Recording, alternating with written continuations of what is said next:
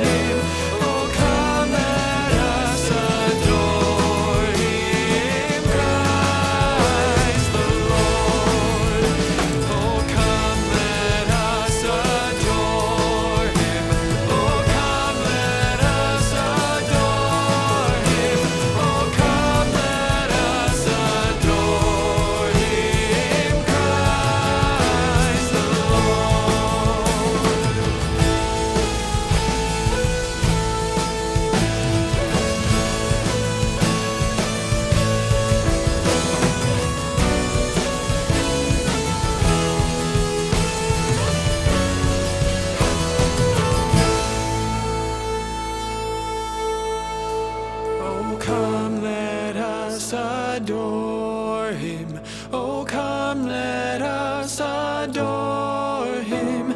Oh, come, let us adore him, Christ the Lord.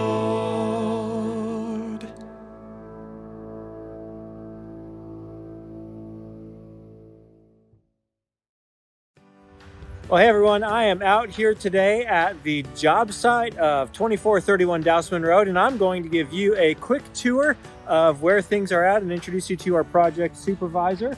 First of all, you'll see that the site is in full construction mode. Got the trailer there and the fence up. In fact, I did talk to Catalyst and ask him if we can keep that trailer and fence because they look real nice.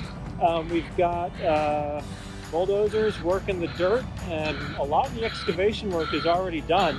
And what they're working on now is utilities. I'll let Jason, the super, give you guys the update as we go forward. Well, hey, I'm here with Jason. He is the project super, and he is getting it done. Jason, do you mind telling us where things are at with our project? Yeah, today we started digging foundation walls, start pouring concrete footings tomorrow. Hoping to set precast panels on the 28th, and that'll get us our auditorium. And then we'll be setting steel roughly around the 6th of January for the rest of the building and the roof of the auditorium, and kind of building from the inside out then at that point. All right, and how do you feel so far with the schedule and how things are going? It's been really good. Weather's been helping us out. We've got the parking lot in, stone, which is great for the site. And right now, yeah, we're holding the schedule, so it's a good thing after a month into it. All right, that is awesome. Thanks, Jason. Thank you. Right now, I am standing on the spot that will actually be the stage in our new auditorium. As you look around, you can see there's a giant square where they've got this orange tarp put down. They're getting ready to pour the footings for the foundation of our auditorium walls. That's what this big square I'm in over there. And then over there where you see the shovel at work, that's outlining the rest of the building and the rest of the facility. So pretty excited that things are on track right now. Well, that's about it for this month's update. Thanks everyone for your generosity in making this project happen. We'll get you up to speed in January with where things are at. Take care. This is the story of Ruth, chapter 4. Boaz told everyone in town that he wanted to take care of Ruth. So Boaz took Ruth, and she became his wife. Everyone celebrated the wedding day. What a feast they had! Naomi was so happy about Ruth's new husband, and she knew that they would keep taking care of her too. Naomi and Ruth thanked and praised God. God was blessing them with a new family. Before long, a little baby was born. Ruth and Boaz named him Obed. Ruth, Boaz, little Obed, and Grandma Naomi spent many happy years together loving each other and loving God. A long time later, baby Obed grew up, and he also had a son. His name was Jesse, and then Jesse had a son named David. David became king. And then, a long time later, one of David's descendants had a baby. And this baby was Jesus. God greatly blessed Ruth. She was a great, very great grandma to the Savior of the whole world. The end.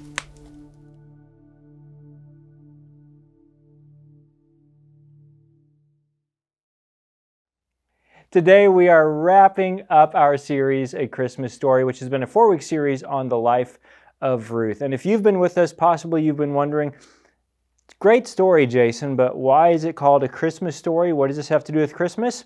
Today is your day because you are going to find out. If you haven't been with us during the series, I'm going to catch you up to speed, but instead of rehashing the entire story, I'm going to show you guys a 7-minute video that was made by our friends over at BibleProject.com. And the reason why is because this video not only summarizes the story of Ruth, but it illustrates the brilliance and the genius of the literature of Ruth. You're going to like it. Let's take a look. The book of Ruth.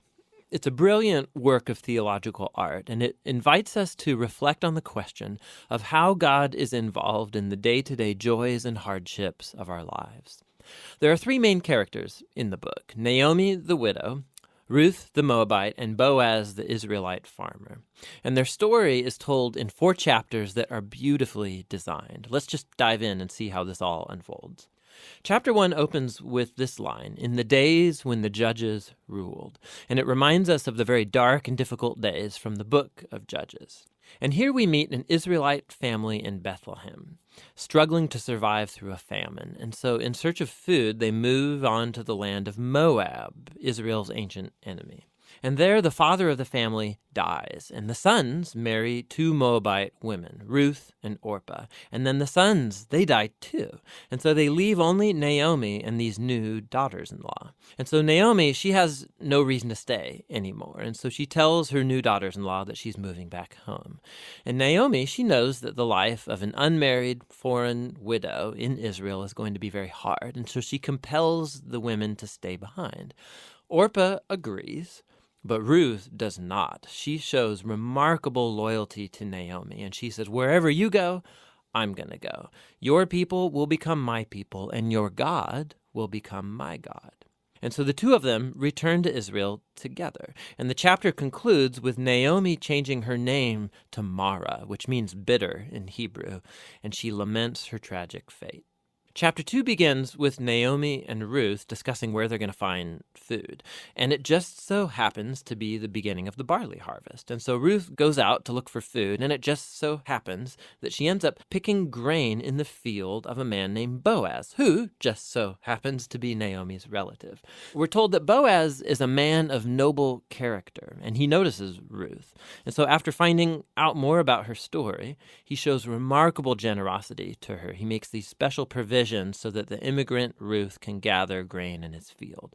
And in doing so, Boaz is actually obeying an explicit command of the Torah to show generosity to the immigrant and the poor. Boaz is so impressed by Ruth's loyalty to Naomi. He prays for her that God will reward her for her boldness. So Ruth comes home that day, and Naomi finds out that she met Boaz, and she is thrilled. She says Boaz is their family redeemer. Now, this family redeemer thing, this was a cultural practice in Israel where if a man in the family died and he left behind a wife or children or land, it was the family redeemer's responsibility to marry that widow, to take up the land and protect that family.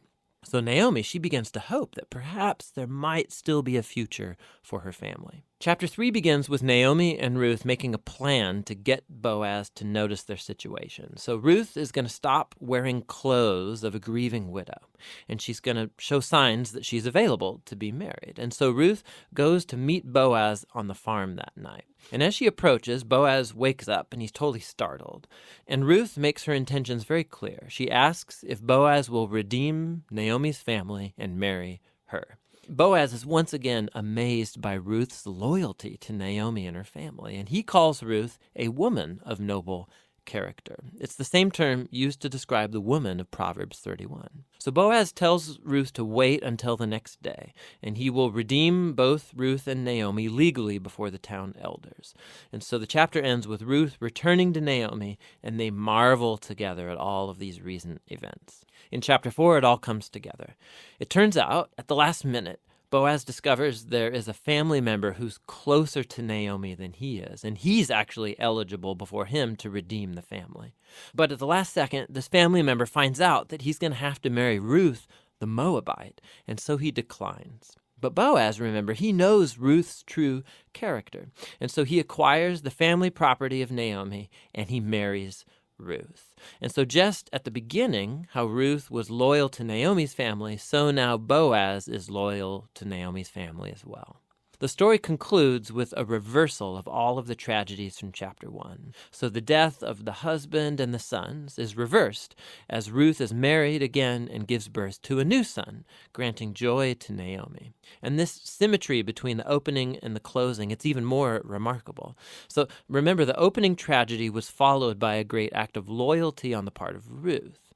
And that is now matched by Boaz's act of loyalty that leads to the family's final restoration. And this symmetry, it highlights the design of the internal chapters as well. So each of the chapters begins with Naomi and Ruth making a plan for their future, and that's followed by a providential meeting between Ruth and Boaz, and each chapter concludes with Naomi and Ruth rejoicing at what's taken place. This story is beautifully designed, and that design actually connects with a really interesting feature of the story, and that's how little God is mentioned.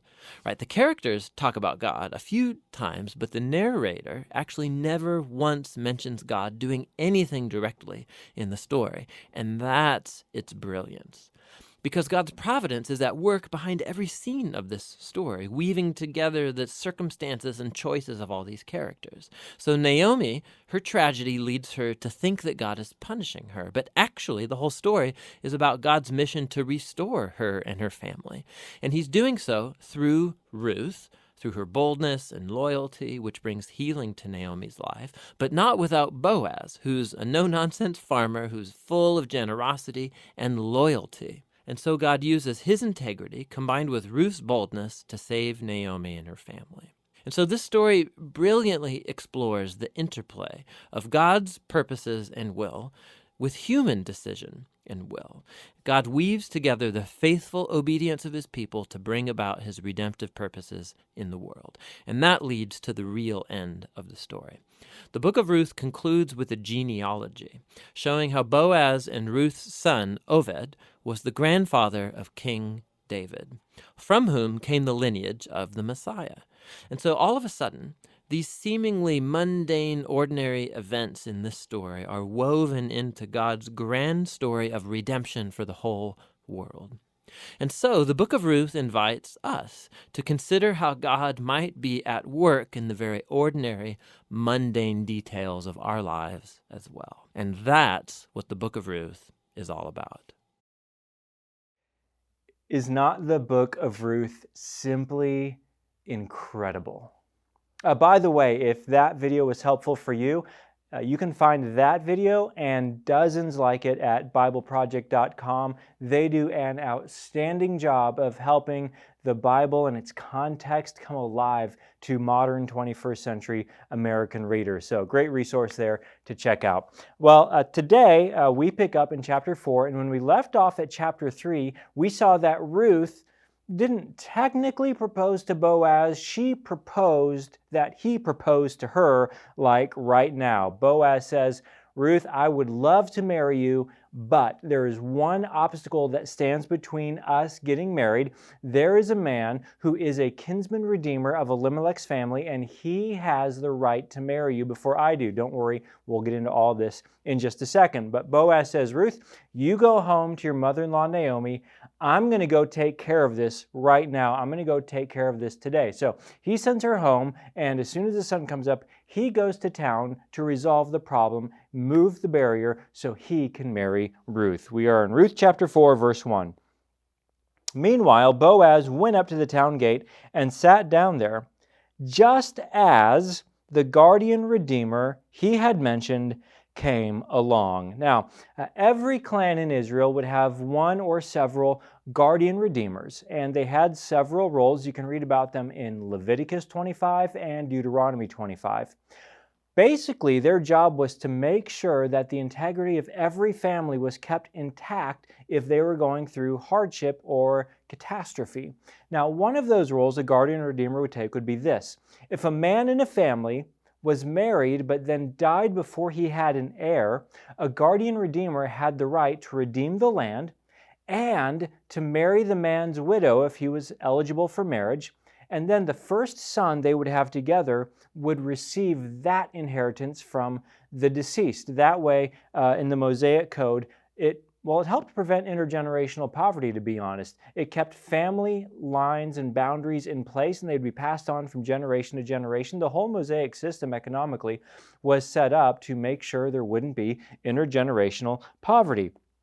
Now, Boaz was a guardian redeemer, a kinsman redeemer, but this guy was also a guardian redeemer, and he was closer related to Elimelech, Naomi's dead husband, than Boaz was. So Boaz said, Ruth, there's this one guy who stands between us. He's first in line, I'm second in line. So Boaz goes to town, and I love how the author says, just as the guardian redeemer he had mentioned came along. Wouldn't you know it? What a coincidence. We see God's providence again at work in this story. Boaz said, "Come over here, my friend, and sit down." Now, I love that Boaz never addresses him by name. He just calls him my friend. And the narrator never tells us the name either. I'm sure they both knew his name, but he's going to remain nameless. And sometimes when biblical authors do that, the reason why is because they're showing that this is a historical figure. It's probably best to just forget. We don't want to embarrass him. So he, Mr. What's-His-Name, we'll call him, Mr. What's-His-Name went over and sat down. Boaz took 10 of the elders of the town and said, "Sit here."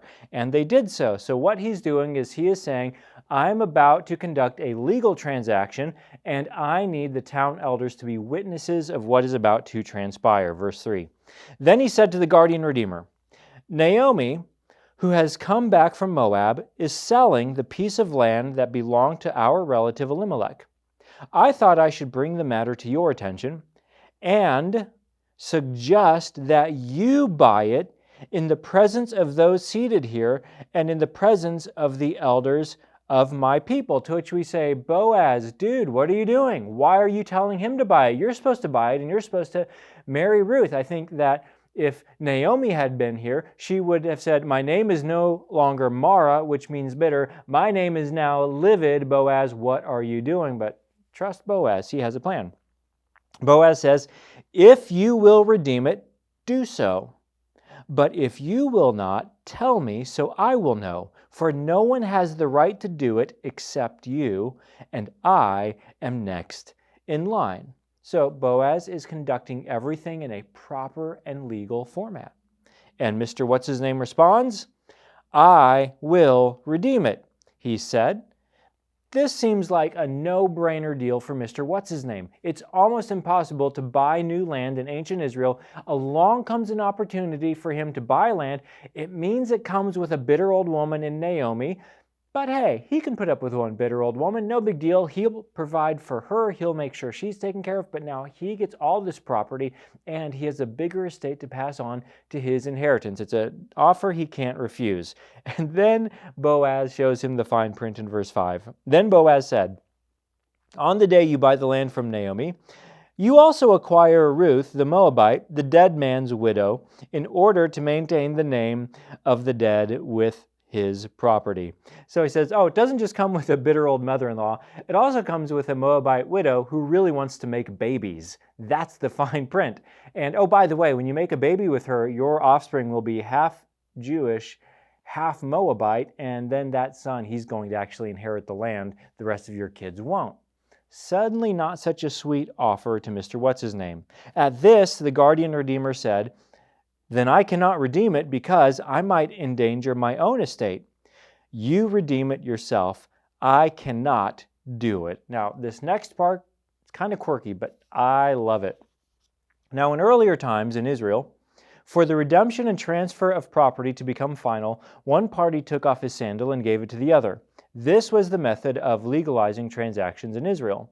So the guardian redeemer said to Boaz, "Buy it yourself," and he removed his sandal. So instead of signing contracts, what you would do is you would hand over your sandal. So that way, if someone came along and challenged Boaz later, "Hey, you didn't have the right to buy this. Mr. What's-His-Name had the right."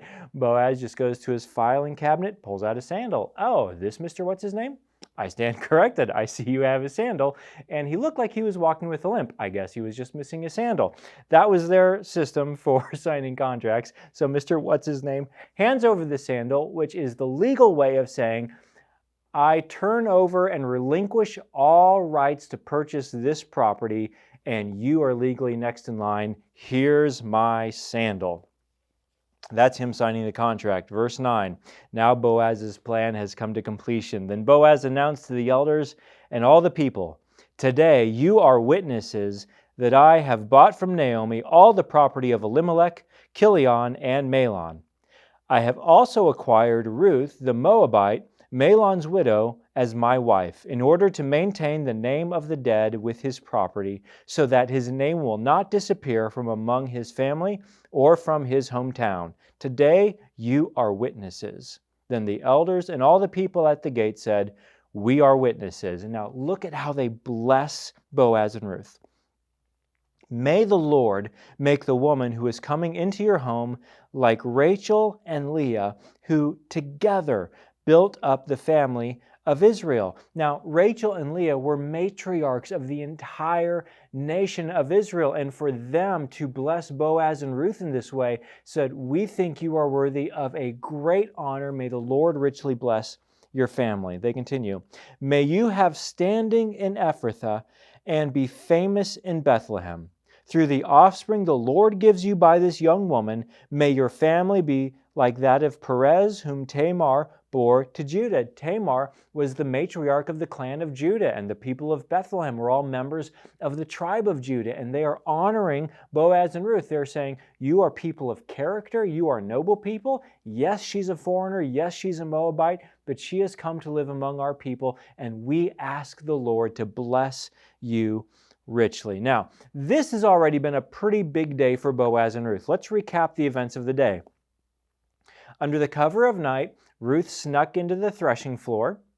She uncovered Boaz's feet. She proposed, he proposes. He says, "I will. Let me go take care of business." He goes to town, gets a major legal property transfer taken care of, and it's still only about 10 a.m. Now, here's what comes next. This is a big day. So Boaz took Ruth, and she became his wife.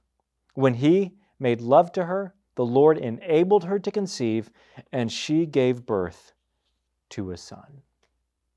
The literature is just fascinating. Think of all the buildup it took to get to this one verse. Chapter 1 was 10 years of pain, 10 years of grief, 10 years of heartache. And then chapter 2, all of a sudden, it takes an entire chapter just to talk about one day of Ruth working in a field. And then it takes all of chapter 3 just to explain one night on the threshing floor. And then it takes all of chapter 4 to get this legal transaction done. And then in the course of one verse, they get married and they have a baby. And just like that, the two problems that Naomi and Ruth experienced at the beginning of the story, they had no food and they had no family, were resolved at the end of the story. And it's interesting here because the narrator says that the Lord enabled her to conceive. Now, God is completely silent in this book, but the narrator does let us know there are two times when the Lord provides. The first time was at the end of chapter 1. The Lord provided a barley harvest, and the people had food. And now the Lord provides the ability for Ruth to conceive, and she has a baby. The two things they needed were the two things that the Lord provided in His providence. Here's what that means for us. Whatever we are going through, we can trust that the Lord is good, and in His good and proper time, the Lord will provide. Now, at this moment, Ruth and Boaz fade into the background of the story, and the camera pans, and it focuses our attention again on the same character we saw at the beginning of the story, Naomi. Because ultimately, as we've been saying through the series, the book of Ruth is the story of Naomi, and it follows the redemptive arc of her story. It follows the story of how Naomi went from bitterness to joy, how Naomi went from death, because remember, the book started with 3 funerals, to life, as it ends with wedding and a birth. It's the story of how Naomi went from despair to hope in the future again. It's the story of how she went from emptiness, as she said, "The Lord has made me empty," to fulfillment. And here's what happens at the very end.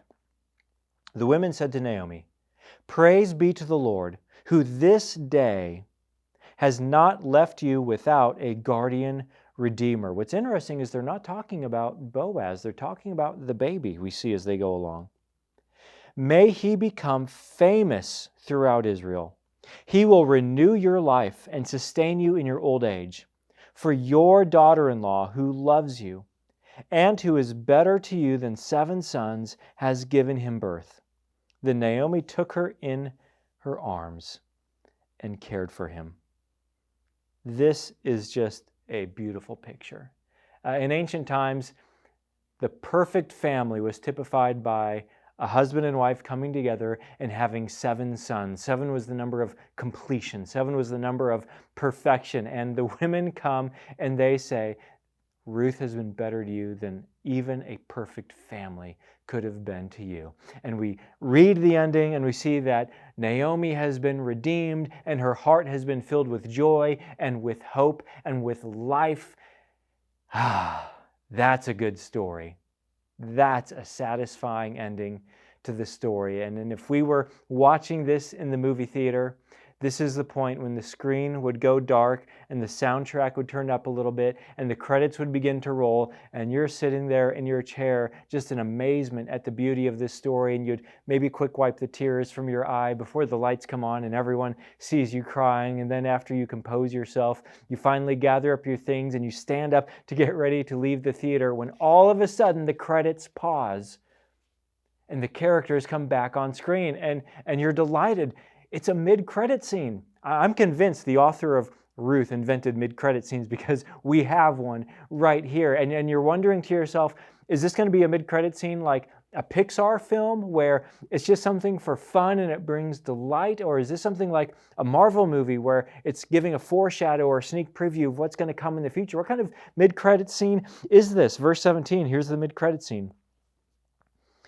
The women living there said, Naomi has a son, and they named him Obed. Obed means servant or servant of God. And they named him Obed.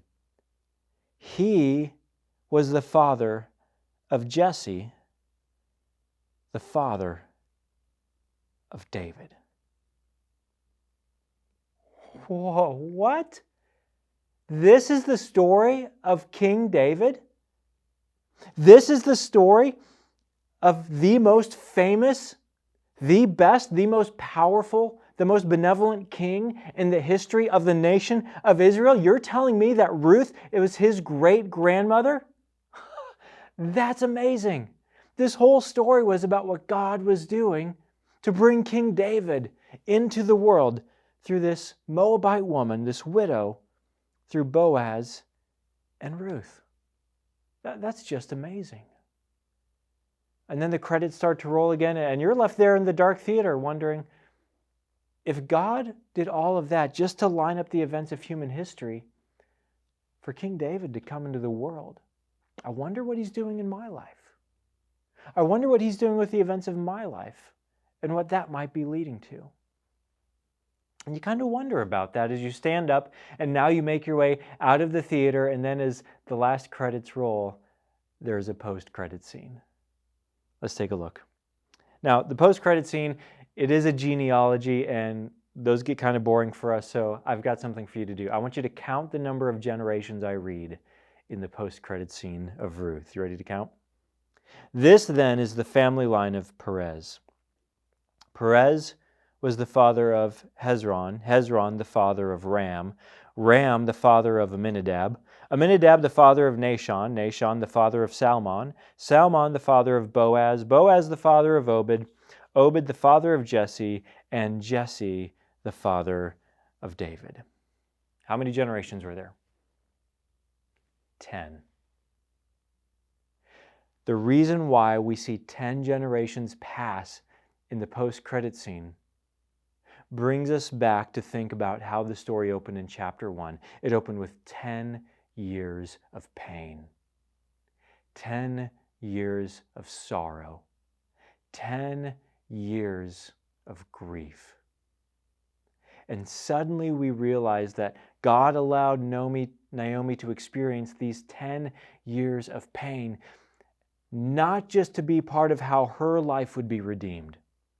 He allowed her to go through this because it was part of what God was doing in 10 generations of history. He was using this 10 years of Naomi's life as part of what He was doing in 10 generations of His goodness and His providence and His loving kindness, not just so that Naomi would be redeemed, but so that the people of the Israelite nation would be redeemed through King David. And then the lights come on in the theater. And then you're going home with your mind just blown by God's wisdom and His providence and His eternal nature. And then a few days later, you hear something.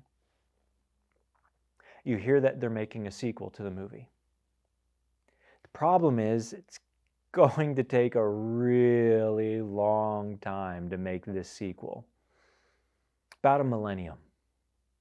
But there is a sequel to the book of Ruth. It's called the book of Matthew. Matthew is one of the 4 authors who wrote a biographical account of the life of Jesus that were included in the New Testament, and his is the first one. It's positioned first, and Matthew was originally writing to a Hebrew audience, an audience that grew up reading the Old Testament, an audience that grew up reading the story of Ruth. And that audience knew the story of Ruth, but Matthew was connecting some dots for them that they weren't even aware of. Here's how Matthew opens. He opens with the genealogy where the book of Ruth closes, and I'm not going to read all of it, but I will read the verses that have to do with our story of Ruth. Matthew chapter 1, verse 5. He's in the middle of the genealogy, and he says, Salmon, the father of Boaz, that's our guy Boaz, but look at what Matthew includes here, a new detail that wasn't in the book of Ruth, whose mother was Rahab. Boaz's father was Salmon, his mother was Rahab. Rahab? The Canaanite prostitute from Joshua chapter 2. The Canaanite prostitute who sought refuge among the Lord's people. And they took this woman who was an outsider. She was not an Israelite, she was Canaanite. She was not virtuous, she was a prostitute. And God's people welcomed her in until one day she met a man who was kind to her named Salmon. And he treated her with dignity and with respect and with loving kindness. And eventually Salmon and Rahab got married, and they had a little boy, and his name was Boaz. That was Boaz's mom. Do you think that had something to do with the reason why he treated Ruth the Moabite with such kindness? With such tenderness? The reason why he welcomed in this outsider and made her feel like home? Boaz, the father of Obed, whose mother was Ruth, she's mentioned here in Matthew. Obed, the father of Jesse, and Jesse, the father of King David. Now that's where the book of Ruth ended, but Matthew says, and that's exactly where I'm picking up the story. He continues with the genealogy as he's going forward in history, and we're going to skip to verse 16, where it says, And Jacob, the father of Joseph, the husband of Mary, and Mary was the mother of Jesus. If only the Old Testament audience could have known where this story of Ruth ended. It did not end with King David, it ended with King Jesus. And the reason why is because Matthew's showing us that the story of Ruth is not ultimately about the story of the redemption of Naomi and her redemption from bitterness to joy, from death to life, from despair to hope, from emptiness to fulfillment. He's connecting the dots to show how this is a tiny story which points to the bigger story of your redemption. Your redemption from bitterness to joy, because joy is found in salvation, and that is in Jesus. It is the story of your redemption from death to life, because we were dead in our transgressions and sins, but it is by grace you have been saved through faith in Jesus. And it is the story how you have been redeemed from death to hope as we look forward to what is to come in God's kingdom. And it is the story of how you have been redeemed from emptiness and the empty way of life in the world to fulfillment in God's kingdom. This is the story of a redeemer. Now, to be a redeemer, we saw in the book of Ruth that a man had to check 3 boxes in order to be a redeemer. He had to have the right to redeem, he had to have the resources to redeem, and he had to have the resolve to redeem. Mr. What's-His-Name had the right to redeem Naomi and Ruth. He had the resources to redeem Naomi and Ruth, but he did not have the resolve to redeem them. It would cost him too much. Enter Boaz. Boaz, he had to do some work, but he gained the right to redeem Naomi and Ruth. He had the resources to redeem them, and he had the resolve to redeem them, and that's why Boaz is a redeemer, but Boaz is there to point us to our true Redeemer. Let's apply the questions to Jesus, our Redeemer. Does Jesus have the right to redeem you? Yes. He had to do some work, but at Christmas, that's what He did. He became one of us. He became our near relative. He took on flesh and blood and lived among us so that He could have the right to redeem you. Does Jesus have the resources to redeem you? Yes, He does. Through His perfect, sinless life, He lived vicariously in your place. On your behalf, He has the resources to redeem you. And does Jesus have the resolve to redeem you? Yes. Look to the cross. Look to His outstretched arms where He gave His blood. In order to redeem you, He gave everything to be your Redeemer. And that's why we see that the story of Ruth is not ultimately the story of redemption through a baby born in Bethlehem named Obed. The story of Ruth is ultimately the story of redemption through a baby born in Bethlehem named Jesus.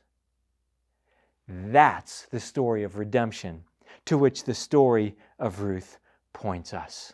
And that means that in every season of life, we can trust God because He is not only a God of providence, He is a God who redeems. His path through our lives is not always straight for us. It is not always easy for us, but it is a path that inevitably leads to our joy and our redemption.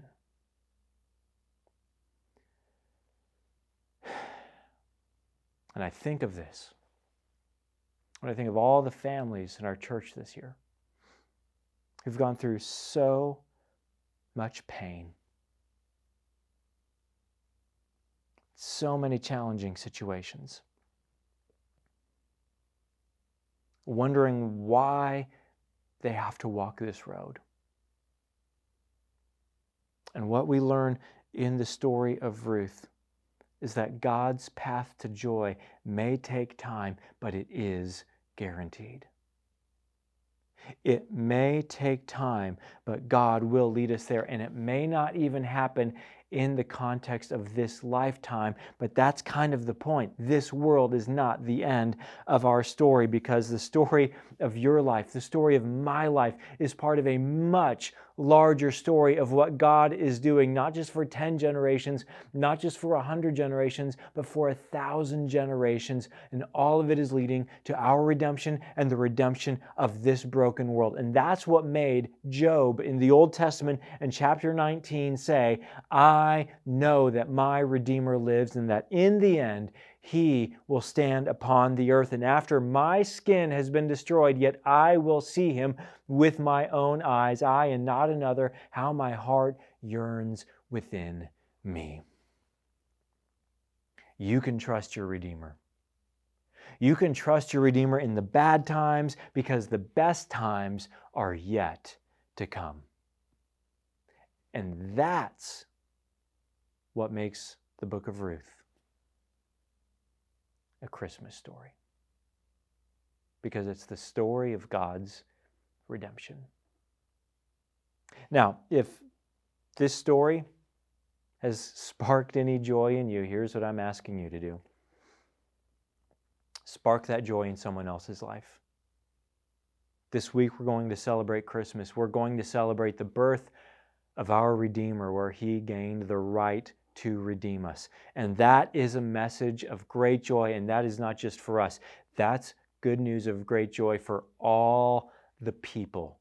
And this year for Christmas in Lake Country, I am suddenly so excited. Where I was initially so dejected knowing that we would not be in person for Christmas in Lake Country, I have come 180 to see this as the greatest opportunity our church has ever been handed to impact more people with the good news of our Redeemer at Christmas than any other time in our history as a church, because it's never been easier to go to church on Christmas. Invite people to Christmas services. I had someone at Hope tell me a couple weeks ago, you know, Jason, I might find a different church to go to with my family where I can be in person. Great, go. But not everyone you know is going to go to in-person church this year. Send the invite, send the link, call them up, say, would you like to come to Christmas in Lake Country this year? It's going to be entirely online, and we're designing the entire experience to be something that is best experienced in your living room, by your fireplace, and we're going to bring Christmas into your home, invite people, and make a difference. Because here's what I wonder, and I hope you wonder this too. When the lights go dark at the end of your life, what's your post-credit scene going to look like? What's that story that's going to live on even after your life is over? What difference did it make? I wonder, when I look at our church, if hundreds and hundreds of people come together and say, we are not living for the pleasures of this life, we are living for the glory of our Redeemer and the mission He gave us during our short lives to share the love and goodness of our Redeemer Jesus. I wonder what the post-credit scene could look like for Hope Church, because we're living in it in real time right now. There's going to be a time when it goes dark, and then the post-credit scene is going to come up. What story is that going to tell? Because do you know what God wants to do? He wants to take the ordinary events of life and do extraordinary things with Him. Just like He did in the story of Ruth and Naomi and Boaz, God will take the ordinary events of your life and do extraordinary things with them. Will you partner with Him to make that kind of difference? Let's pray. Father, first we thank You for this incredible piece of literature that we have in the Old Testament. We thank You that words of this book were so carefully preserved for all these years so that we can read them and celebrate Your goodness today, and help us to see that the story of Ruth, that's not just her story, that's our story, because it's the story of what You do in every generation.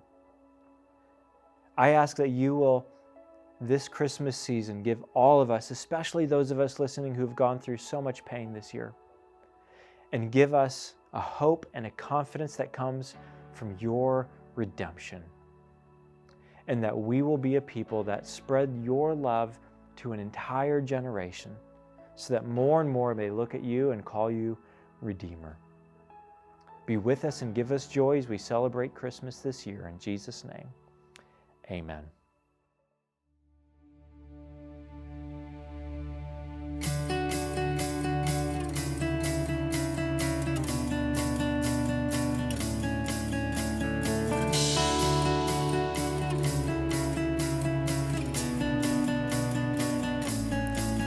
The first Noel, the angels did say, was to certain poor shepherds in fields as they lay, in fields where they lay keeping their sheep on a cold winter's night that was so